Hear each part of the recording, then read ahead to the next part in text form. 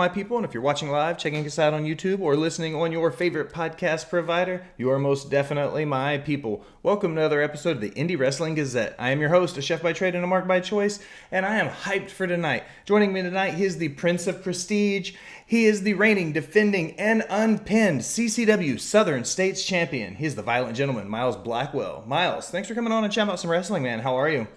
I'm fantastic. I've got to say that's the best introduction I've ever had. Sometimes people like to doubt my accolades, and man, you nailed it. I might have to hire you as my personal in-ring announcer. Full-time taking bookings. Look, I always try to start these interviews. They're always a lot of fun because I always start with the same question, but hearing everybody's kind of origin story is important. Where did wrestling start for you in two parts? One as a fan. What kind of wrestling did you watch when you were growing up? What were you exposed to? And then where did you start your training as a wrestler? As far as a fan, I was watching WWE, like, most everyone, especially in the early 90s. A big fan of Tatanka, was one of my favorites. And then, as I got a little bit older, the Hart Foundation, Owen became one of my favorites. And then when you get a little bit older, you look back and you watch wrestling that you weren't old enough to appreciate at the time. And because of that, going back, Roddy Piper, hands down, it's my all-time favorite. It's been brought up on multiple podcasts. I've posted pictures, but I mean, I've actually got, a fairly large piece of Roddy. He's, to me, for someone who, might not be the most athletic, but Piper transcended in-ring ability with, in-ring personality. And that's something that says, if you put the work in, you can get it done. So in your wrestling career, then, do you feel like when you watch some of these greats, when you watch Piper and you have such a connection with him as a person, do you feel like you try to adapt some of the stuff you see him do in ring, on the mic? Do you feel like you take little pieces of Piper and make them into who you are? As much as I would love to, our styles are very different, even on the microphone. Everyone who's familiar with Piper knows the man was, 100 miles an hour, all the time. And that's not really me. Where I get the fans to get angry is just small things. Let me try to explain this. I've always said that, to me, one of the most annoying things in the world is a mosquito. Mosquito is not causing immense damage. It's not, kicking down the doors, but it's just that little bit in your ear. You know what I mean? And for me, it's, I feel like I get over just by aggravating people. That's where I get in. What about your training? When you started training as a pro wrestler and you're like, all right, this is it for me. Where did your training start? My training started for Continental Championship Wrestling out of Jacksonville, Florida. It's my own now. That's where I still wrestle. There, that's the championship that I hold is their Southern States title. And I started and quickly was humbled. I'm used to being good at things quickly, and this was not the case.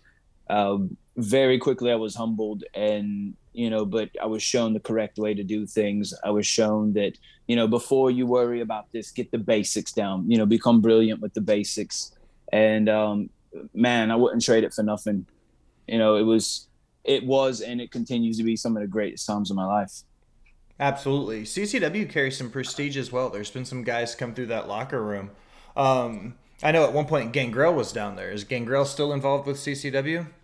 Well, the fun thing about that is there's multiple CCWs in Florida. Florida is kind of a hotbed for indie wrestling. Of course, yeah. This Gangrel, that's Coastal Championship Wrestling. Oh. And they're more towards South Florida, where we're in, AEW's backyard in Jacksonville. Okay.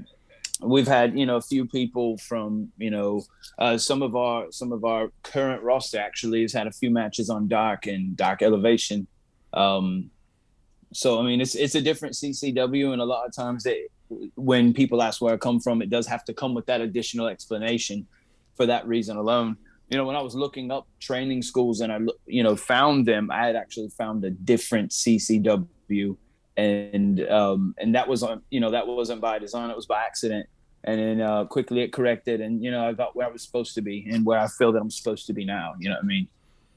So what was it like for you when you got through your training and you were finally starting your matches and you started to transition onto the scene? What were some of the things you started to do to help develop to become the Violet Gentleman? What were some of the steps you took and you started picking up on the road? Really, it's study. It's film. Not necessarily film. I mean, everything's digital now, but you watch things, and I learned from Regal, not personally, but just from listening to him. Don't just look at wrestling for your inspiration. Initially when I was coming up with this character, it was supposed to be a bit more dark, a bit more scary, a bit like a Anton Sugar from No Country for Old Men, Hannibal Lecter type, minus the cannibalism. And, along the lines, it didn't work out that way. And then I just kind of started to transition into a bit of, if anyone follows my Twitter page, I'm a huge Oasis fan. And, I kind of said, what would Liam Gallagher do if he was a wrestler? He's a bit of a dickhead. He's cocky. He's good at what he does. But, you either love him or you hate him. And, I started watching his interviews, listening to the way he handled things. And, that's kind of where, the current state of who I am now kind of comes from that. So now that you've been the CCW, you're the Southern States champion, they put the belt on you. When a lot of guys first get that chance and a promotion goes, okay, you're going to be our guy. What was your first impression when they said, okay, Miles, you're going to be the dude now? I'd say, great, let's go. Going into this, I had a roughly a 10-month long feud with the Machine Bryce Maddox over this title. And, I'm a big believer of what I call the Sami Zayn method. And that's whatever you give me, I'm going to try to make it work. I'm going to try to make it the thing that everyone is talking about. And that's exactly what it was. When you have the locker room that you are a part of that are invested in your feud and invested in the storyline, that's when you got it. When I hate when people talk about working people, but when you work the workers, you're doing something correct. So when they told me I was going to do it, I said, great, let's go. Friday, they finally aired the match from the big event where, I did get the 1, 2, 3, and now they have to recognize my title reign. And, even I've been saying the first promo, I'm going to say, I don't see what the big deal is. I've been champion since January, and just lean into it, man. So, delusion is a fantastic quality of a heel, you know what I mean?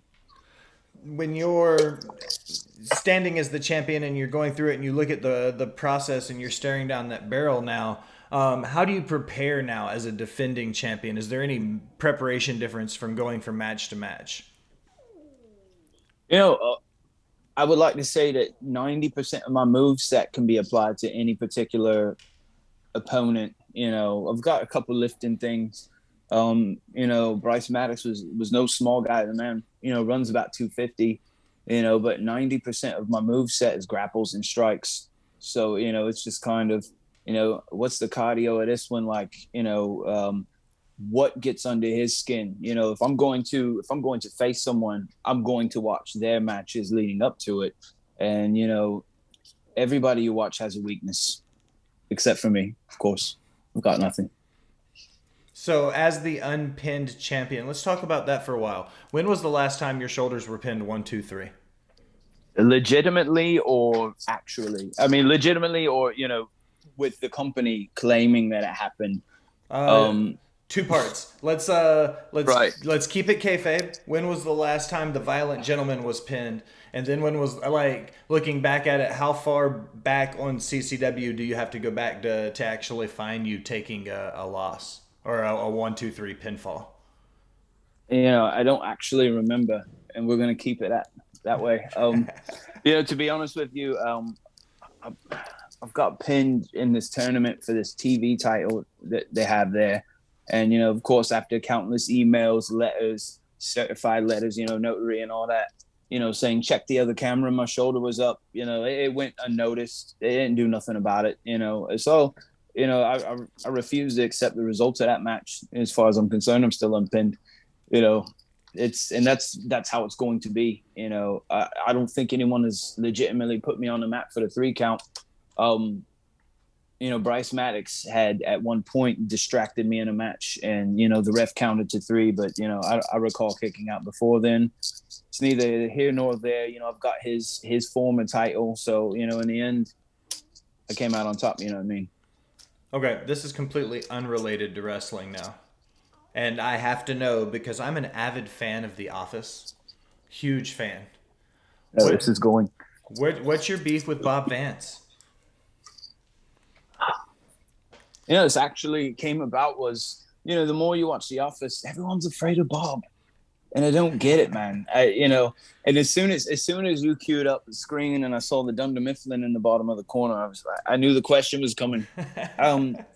It's a false toughness, and it bothers me. And so, it all started out, that, I could kick his arse in a fight. And I know I could. And then it just started with this thing on Twitter, and somehow it just became a big part of my personality and my gimmick on Twitter, where I've developed quite a bit of fan base based off of that. There's people sending me messages, Bob's a coward. I hate Bob. You should kidnap Phyllis. And I mean, some of these things really escalate, man. I actually thought about, as a joke, purchasing a cameo from the actor that plays him. Because he does cameos and he does them in character. And, I knew that was going to blow up. So, I mean, that's something I might do down the line, or, find out when there's going to be like some kind of, there was a DunderCon, or what was it called? Office Con or something that was going on. And I wanted to find a way to get there and, not cause a scene, but, speak to him on the low and try to get something, because I figured it would blow up.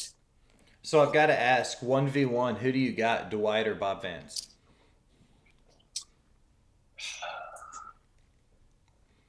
I saw Michael put Dwight on his back, so I'm gonna say that Bob could take Dwight. Asking the real hard questions here for you, Miles. The real tough. No, these are the great ones. These are the great ones. I mean, there's always the where did you start? Who's your favorites? And I love those questions. If you don't love this business, why are you in it? But the fun questions always make the interview stand out a bit. So it's kind of getting back to your career a little bit. Where have you had the chance to wrestle? How far out of the Jacksonville area have you gotten? I'm still fairly new to this, but in the last month and a half, I've had a couple matches in a couple cities in Georgia.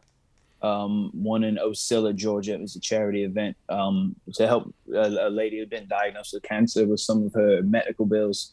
And then Saturday, I wrestled for a company. I should know the name. I don't remember much because it was the stiffest mat I've ever been on. I'm not even sure if it was a mat. I think it was just a canvas and a plywood.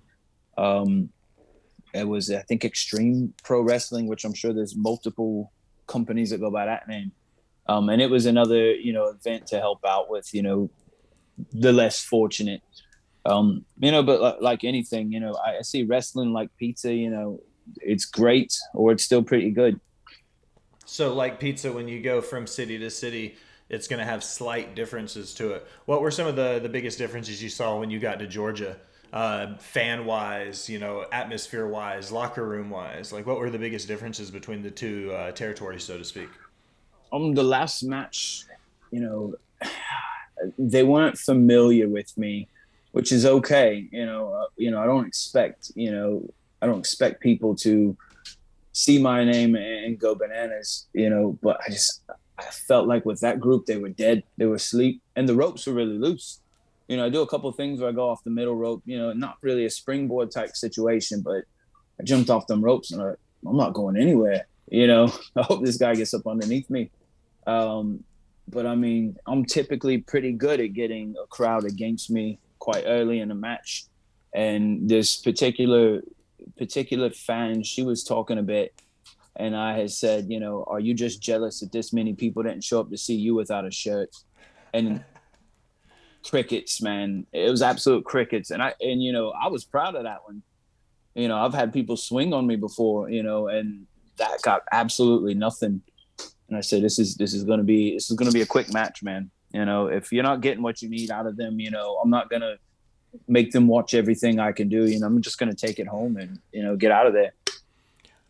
So as you work as a heel, One of my favorite things to ask is when you know you're going to go out there every night and your job is to piss off as many people as you can, how do you prepare mentally knowing you're always going to be the bad guy?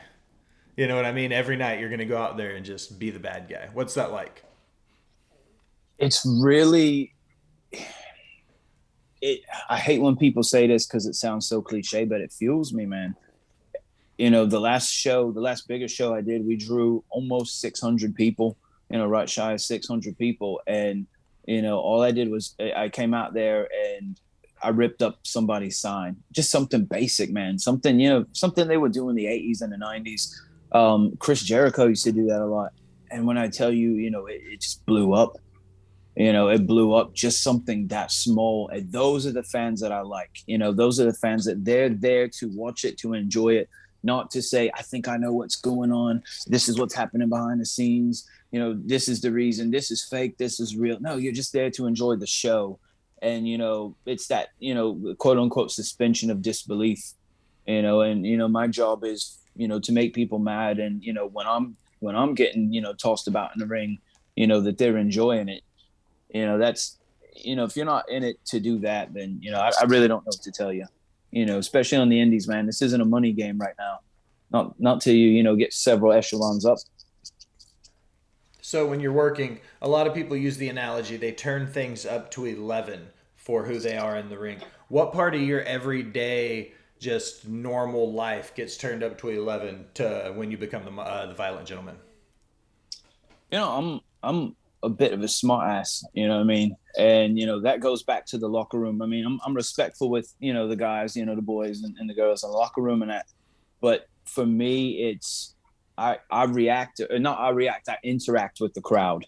I've worked with people that said, man, you know what? I didn't even have to do, my face stuff because you had the crowd hating you so much just with your back and forth, and for me, that's what it is, we all know that, the guardrail is there for a reason, and, really you don't want someone to jump the rail. But if they do, that's, you get to take things into your own hands. And I had a guy that said, get back in the ring, boy, because I spent 90% of this particular match outside of the ring. I'd wait till the 9 count, roll in, roll back out. And, I told him, cross the guardrail, you see how much of a man I am. Things like that, just really gets people excited and people hot. And, that's me. It's hard for me to be quiet if I feel like I'm being disrespected or, the company that I work for, as far as this being a shoot, I don't like people disrespecting where I came from. CCW is my home and I'm going to defend it until it gives me a reason not to. So when you get down there and you're working and you're building the psychology of it, is there a huge difference for you when you get out there? Do you have a preference? Do you prefer to work as a heel or a baby face? Like, do you feel more natural as a heel when you build your character and your character development? Oh, correct. I've actually never worked babyface, man. Okay. I've been a heel since the inception, and could I be a babyface? Sure. Like I said, it's the Sami Zayn method. Whatever you give me, I'm going to give it 150%, and I'm going to be the best face or the best heel, that this particular company has ever seen. And if you don't believe in yourself to that level, then again, why are you doing this? Okay. I've started recently asking this one question. If there was one match that you would be like, this is the Miles Blackwell match you need to go watch, what is that one match for you? The one that just aired, man. It was the story. It was the build up. It was one of the first times that I felt 150% comfortable with my particular skill set, who I was in a ring with, just the atmosphere alone. And it just, it took place August 27th, and after the editing and whatnot, they aired it on Friday. And, I watched it as a critique as well, probably 10, 12 times myself. All right. Well, Miles, I end all of my interviews with 5 rapid fire questions, some having to do with wrestling, some not. I got your 5 queued up. You ready? I'm ready. What's your favorite food? Pizza. Hands down. Mine too. Pepperoni pizza, 10 times out of 10. Always the same answer. What's your favorite city? My favorite city, Man City, man. I mean, if you're from there, there is no other city. working class people, they love the city, and it's no matter how long you've been gone, that's where you're from. Okay, I have no bearing whatsoever on this or no backing because I have nothing to go off of. Do you have a pick between Man City or Manchester United? Believe it or not, I'm not into football. Really? Okay, I just Yes, assumed. yeah. When I hear Manchester, I have no idea. Like I said, no idea what I'm talking about. When I hear people talk about the city of Manchester, I always ask them. It's like Alabama football. They either like Alabama or Auburn, like in the U.S. So when I hear people mention Manchester, I'm like, is it Man U? Or like, is it Man City? This is what I'll say. Man U has a cooler logo, got like the devil with a pitchfork and all that. And the Gallagher brothers from Oasis are all about Man City. So, you know, if I had to pick one, I'd say Man City, but I wouldn't know anybody that plays I wouldn't know nothing about it. I'm in the exact same boat. I was just curious. It's one of those things that always pop into my head. What's your favorite movie?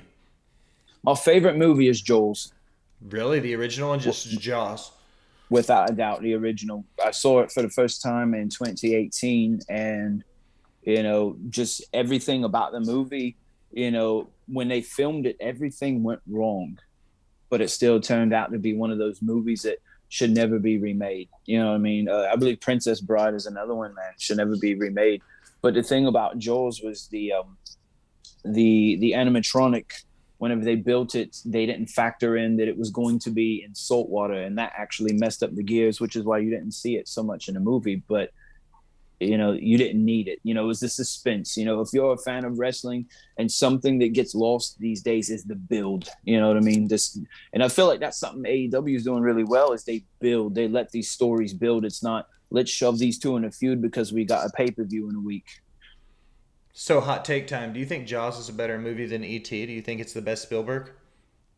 Yes, absolutely. And bias and I've never seen ET, but I've got Jaws memorabilia all over my house.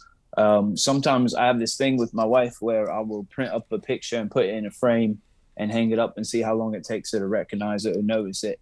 And we've got a picture of Quinn, Quint. I'm sorry, Quint. As soon as you walk in the door and open the door, he's staring at you. And it took a couple of weeks to notice it. What is your favorite finish that isn't yours? Or favorite finisher that isn't yours? Oh man, I like the finishes that come out of nowhere. And it's not an RKO. Malachi Black, the Black Mass. I love it, and I love a finish that can be applied to any opponent. Some finishes are only as good as those who take it or those who sell it. That's why we've seen spears look like, just an aggressive hug, but Black Mass, I've never used a pedigree, but I feel like that's an iconic finisher, man. The setup, all of it. I would probably say Black Mass, again, GTS. If it lands clean, it is just immaculate. Do you think there's such thing as a protected finish left in wrestling now? Do you think there's still finishers out there that are protected enough that guys aren't kicking out of? No, not anymore. They used to be protected until pay-per-views, and that's one thing the particular gentleman who books for CCW hates, is anyone kicking out of a finisher. And in my last match, we were given pretty much creative reign to do what we wanted to do in this match, and it worked out fantastically. And we had talked about my opponent kicking out of my finisher on the low, and he said, I don't care what you do as long as somebody doesn't kick out of a finisher. And we were just, kind of mucked up the whole thing, but the match still ended great. I walked out with the title, so I'm happy. But no, man, I think the last protected finisher was Baron Corbin's End of Days. Someone finally kicked out of it, early in the year. Yeah, that was just recently at one of the pay-per-views. I think it was Drew McIntyre was the first one to kick out of it. Right. What is your favorite vacation spot? Oh man, I'm not much of a vacation person. I don't like the beach, man. It's just dirt and water. I'm the same way. I always say mountains over the beach. when it would come to those kinds of things. I think it would be cooler to chill in the mountains, but I'm the same way. I don't remember genuinely not saying this, but I genuinely don't remember the last vacation that was like a real vacation I went on anyways. Right. I believe my wife and we went somewhere. I think it was in Tennessee. It was Gatlinburg, I lived there for 2 years. I just moved back to Nashville from Gatlinburg. It's lovely, man. That Pigeon Forge, I get it's a bit touristy in that, but it's, we went in the fall and it was absolutely beautiful, and it was a fantastic time until she had me on the zip line, and I just, it's not for me, man. Never again. All right, Miles, this is my favorite part of every episode because I get to sit here and be quiet. Plug your stuff. Tell everybody what you have coming, where to find you on your socials. Put yourself over for me. Fantastic. Violent Gentleman. You can find me on Twitter. That's the only social media I have. So if you see me on Instagram, it's not real.